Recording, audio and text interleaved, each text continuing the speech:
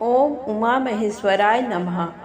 आप सभी का हमारे YouTube चैनल पर हार्दिक स्वागत है। आज सुने पूर्णिमा व्रत की पौराणिक कथाएं। पूर्णमासी, अमावस्या और संक्रांति तीन बहनें थीं। पूर्णमासी और संक्रांति तो धनवान थी, पर बेचारी अमावस्या बड़ी गरीब थी। अमावस्या ने एक दिन अपने बेटे और बहुओं से कहा, चलो कुछ दिन पूर्णमासी बहन के यहाँ रह आए। पूर्णमासी बहन से मिलना भी हो जाएगा और कुछ दिन वक्त भी कट जाएगा। अमावस्या अपने परिवार को लेकर पूर्णमासी के घर चली। पूर्णमासी ने इन सबको अपने घर की ओर आते देखकर अपनी बहू से कहा, तुम्हारी मौसी दल बल से आ रही हैं। मैं पड़ोस में जा रही हूँ। जब वे आएं तो उनसे कह देना कि मैं कहीं बाहर गई हूँ। उनके लिए मटर की दाल और ज्वार की रोटी बना लेना। इतना समझा बुझाकर पूर्णमासी चली गई। अमावस्या अपने बेटे बहुओं को लेकर पहुंची। पूर्णमासी की बहुओं ने उनका कोई स्वागत नहीं किया। अमावस्या ने पूछा, बहू बहन पूर्णमासी कहाँ गई हैं? तो बहुओं ने कहा, मौसी हमको मालूम नहीं कहाँ गई हैं। ऐसा उत्तर सुनकर अमावस्या उल्टे पांव वापस जाने लगी। तब पूर्णमासी की बहुओं ने टोका, मौसी न हो तो खा पी कर जाना। अमावस्या बोली, बहू अब मैं संक्रांति बहन के घर जाऊंगी और वहीं खाना पीना करूंगी। ऐसा कहकर अमावस्या अपने परिवार के साथ चल दी। थोड़ी देर में संक्रांति के घर पहुंची। संक्रांति बहन अमावस्या को देखकर बड़ी खुश हुई। बड़ी आव भगत के साथ सबको घर के अंदर ले गई और प्रेम से पूछा, बहन आज कैसे आना हुआ? अमावस्या ने कहा, हम लोग पूर्णमासी बहन के यहाँ गए थे। वहाँ हमारा अपमान हुआ। घर वापस ना जाकर हमने सोचा कि तुम ही से मिलते चलें।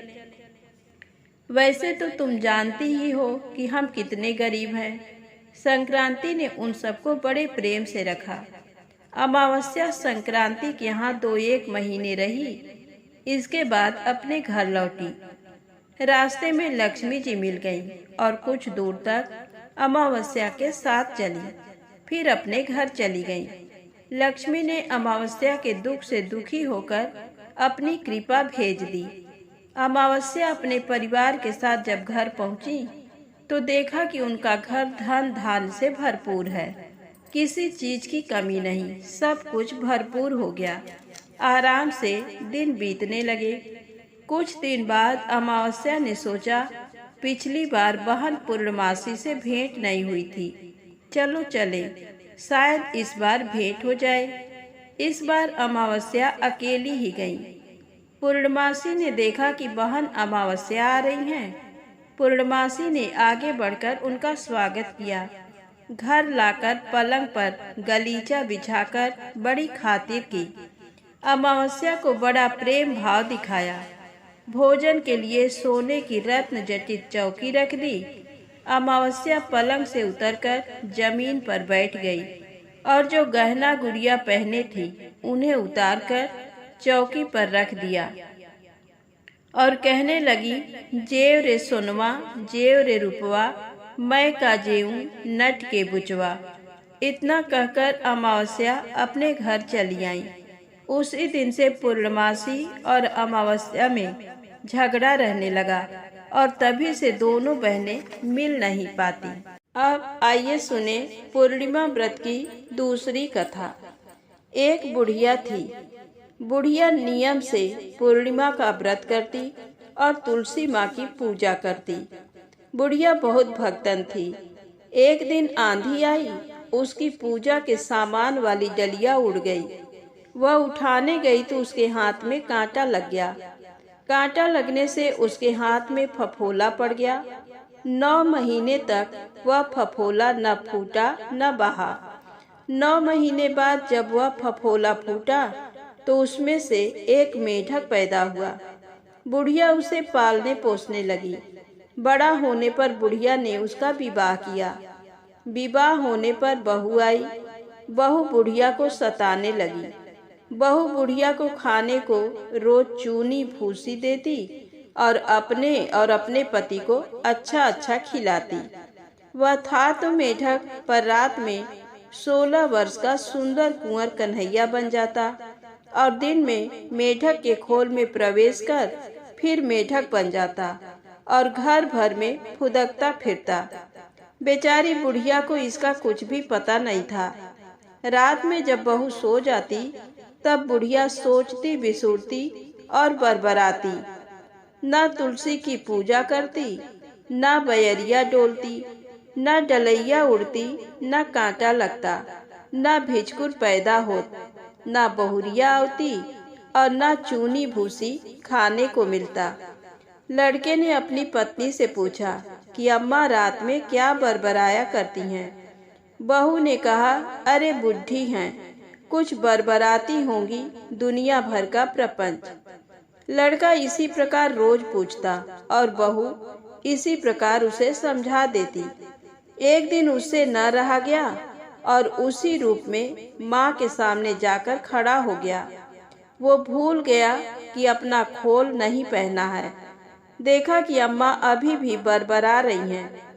उसने पूछा, अम्मा तुम रोज रात में क्या बरबराया करती हो? बुढ़िया ने देखा तो दंग रह गई।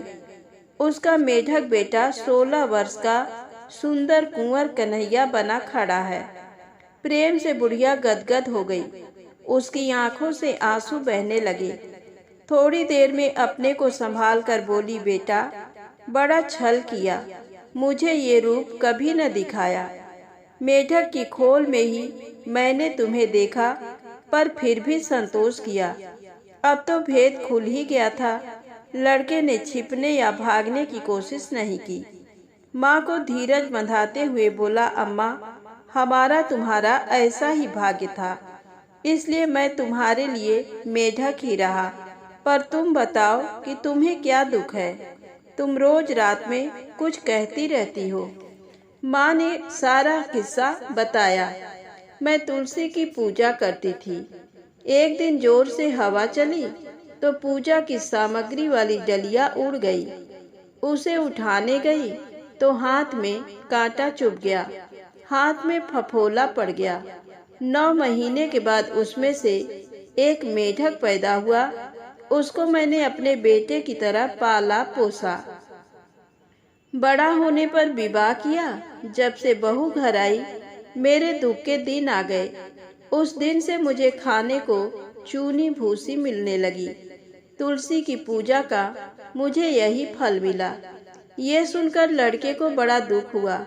उसको अपनी पत्नी पर बड़ा गुस्सा आया। गुस्से में उसने अपनी पत्नी को बहुत डांटा और मारा। दूसरे दिन से वह अपनी माँ को अपने साथ बिठाकर खिलाता, एक थाली अपनी परसवाता और उसके साथ ही दूसरी थाली अपनी माँ के लिए। अब वह अपनी माँ का बड़ा ख्याल रखता और किसी प्रकार का कष्ट नहीं होने देता। तुलसी माँ की कृपा से बुढ़िया को बिना पाप का लड़का मिला और सब प्रकार का सुख। तो प्रेम से बोले, तुलसी माता की जय हो। अब आइए सुने गणेश जी की पौराणिक कथा। एक राजा था। राजा अपना महल बनवा रहा था। जहाँ महल बन रहा था वहाँ एक बुढ़िया आई। बुढ़िया राजमिस्त्री से बोली, राज बेटा हमारे गणेश जी के लिए भी एक मढ़िया बना दे, तुम्हें बड़ा पुण्य होगा। राज बोला, माई हम तो राजा के चौकर हैं, जितनी देर मढ़िया बनाएंगे उतनी देर राजा के काम का हर्ज होगा, इसके लिए राजा हमें सजा देंगे।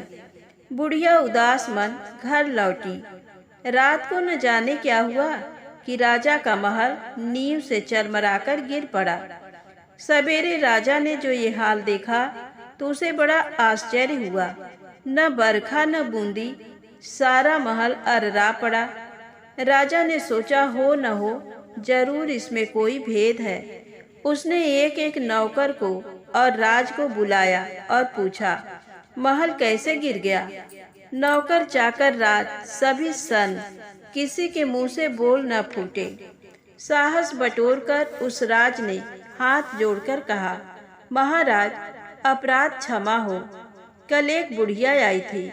उसने मुझसे गणेश जी के लिए एक मढ़िया बनाने को कहा था, परंतु मैंने आपके डर से इनकार कर दिया। कौन जाने उसी ने साप दे दिया हो। तुरंत बुढ़िया की खोज हुई। बुढ़िया आई। राजा ने पूछा, बुढ़िया, तूने हमें सरापा है, कोसा है, हमारा महल गिर गया। बुढ़िया बोली, अन्नदाता, शायद गणेश जी नाराज हो गए हों। मैंने राजमिस्त्री से गणेश जी के लिए एक मढ़िया बनाने को कहा था। इसने मढ़िया बनाने से इनकार कर दिया, इसीलिए आपका सारा महल गिर गया।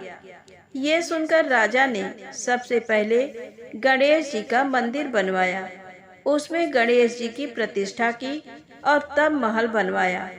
बुढ़िया बराबर नियम से मंदिर में आकर गणेश जी की पूजा करने लगी। गणेश जी उसकी लगन और भक्ति से बड़े प्रसन्न हुए। एक दिन गणेश जी बुढ़िया के सामने प्रकट हुए और बोले, तेरी सेवा टहल से मैं बहुत खुश हूँ, वर मांग। बुढ़िया बोली, भगवान, मैं तो कुछ जानती नहीं, घर में पूछा हूँ। बुढ़िया घर आई। उसने अपने बेटे से कहा, बेटा, गणेश जी मुझ पर प्रसन्न हुए हैं और वर देना चाहते हैं, बोल मैं क्या मांगूं। बेटे ने कहा, अम्मा, देख हम कितने गरीब हैं, तू गणेश जी से खूब सारा धन मांग ले। बहू से पूछा। उसने उत्तर दिया, अम्मा, धन क्या होगा, जब कोई बैपरने वाला नहीं है। तुम तो गणेश जी से पोते की मांग करो। बुढ़िया इन लोगों की स्वार्थ भरी मांगों को सुनकर बड़ी दुखी हुई। वो सोचने लगी कि दुनिया बड़ी स्वार्थी है। सबने अपने अपने मतलब की बातें तो सोच ली, पर किसी ने ये न सोचा कि अम्मा अंधी है, गणेश जी से अपनी आंखें मांग ले। किसी के फूटे मुंह से ये न निकला, अम्मा, अपने लिए आंखें मांग लो, ये मेरे बहू बेटे हैं। इसी तरह सोचती बिसूरती बड़बड़ाती गणेश जी के मंदिर की ओर चली। रास्ते में उसे बाल रूप में गणेश जी मिले। उन्होंने पूछा, माता जी, तुम्हें क्या चाहिए, क्यों बड़बड़ा रही हो। बुढ़िया ने बकते झकते सब कुछ बताया और कहा, पर तुम्हें क्या, जब मेरे बहू बेटे मेरे न हुए तो तुम मेरे लिए क्या करोगे। गणेश जी ने कहा, जैसे मैं कहूँ वैसे ही वर मांगना, सब ठीक हो जाएगा। बुढ़िया ने कहा, अच्छा बताओ। कहकर बुढ़िया ध्यान से सुनने लगी।